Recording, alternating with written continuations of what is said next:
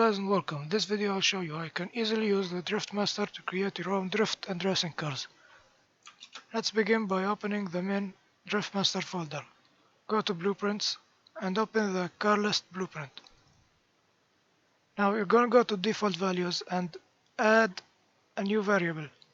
Now let's begin by giving our car a name. I'm going to call it BP test car. Now for the body mesh, I've quickly made a model for testing purposes. I know it looks good, but for the size reference and the rotation, I've exported this model, which is in the asset folder. Go to meshes and cars, and this one. I've decided to export this one by right click on it, asset action, export. I imported into Blender and modeled my car around it. I've imported right here, so what I'm gonna do is drag and drop it right here. For the wheels, for the wheel mesh, I've done the same thing. You can do the same thing actually, but I'm just gonna use the one already in the asset. Wheel mesh offset. This is basically the wheel mesh offset in Z-axis, so half the wheel isn't in the ground. This one lifts the wheel mesh up in the Z-axis, so it's half of it is so it's not clipping inside the ground. I found that 33 is a good value for this mesh. Wheel position is basically how high the car is, or the more the value, the more the car is going to be lifted. And the lower the value, the car will be lower. So probably setting it too low, the car is gonna hit the ground.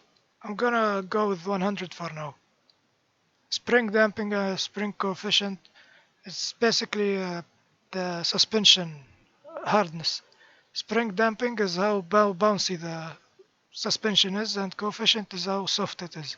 The idle sound is basically when the car is on idle, it's not moving. And it sounds like this.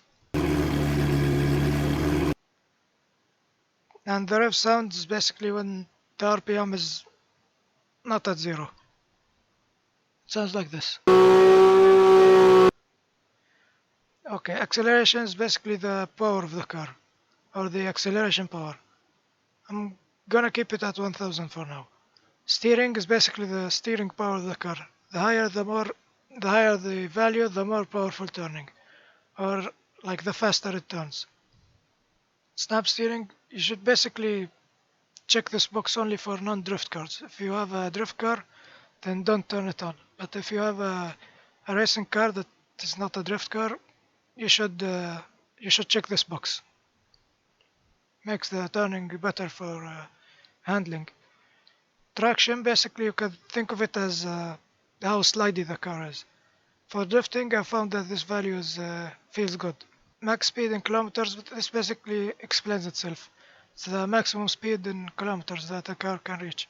For this car, I'm gonna set it to 180. RPM red line, it's basically also explains itself. It's just the maximum RPM that the car can reach. Number of gears is how many gears the car have, and backfire and turbo are mostly cosmetics.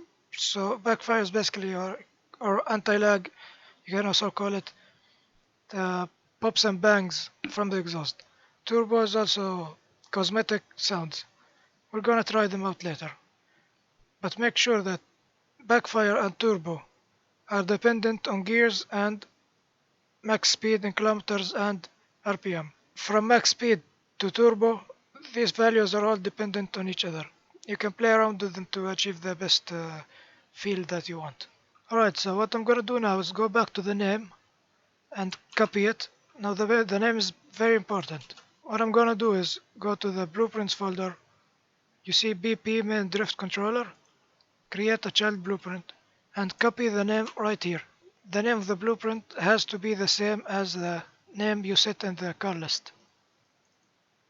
It's empty for now, but sometimes it won't appear immediately, so what you're going to do is hit play and exit out the game And as you can see, our car is here. Now we're gonna set the wheel position, but make sure you don't click on the wheel and move the mesh. What you're gonna have to do is move the parent of the mesh to make sure that these two wheels are aligning perfectly. I'm gonna move this one and this one at the same time. I'm gonna do the same for this one. Select the parent, and now I'm gonna select all the wheels and move them down a bit.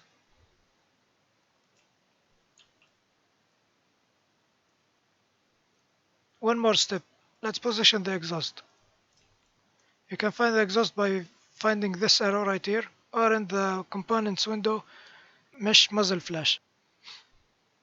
Click on the mesh muzzle flash, not the arrow, and move it wherever you want.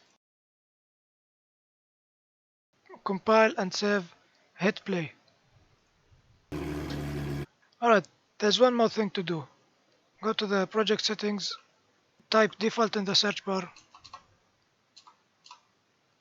and the default game mode, default pawn class, set it to our new car.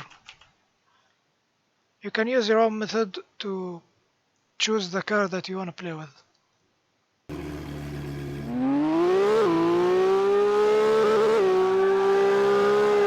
Now the car is a bit low, so I'm gonna lift it up a bit.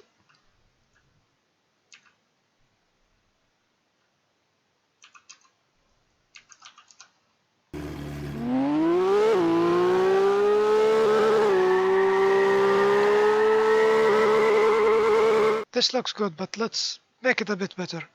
I'm gonna check the backfire and turbo to see how it looks like.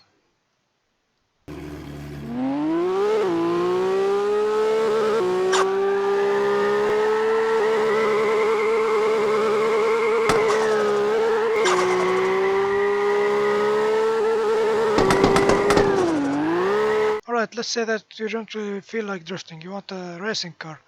So what you're gonna do is go back to the car list, and I'm gonna set the traction somewhere like 0.05 and enable snap steering. Go back to the blueprint that we created, click on spring arm, and I've set the camera lag speed distance to 100 and camera rotation lag speed to something like 15.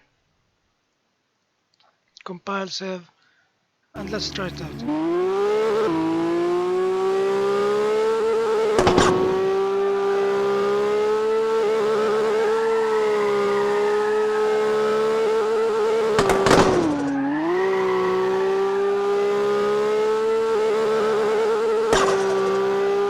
Alright, and that's it. Thank you for watching and good luck on your game dev journey.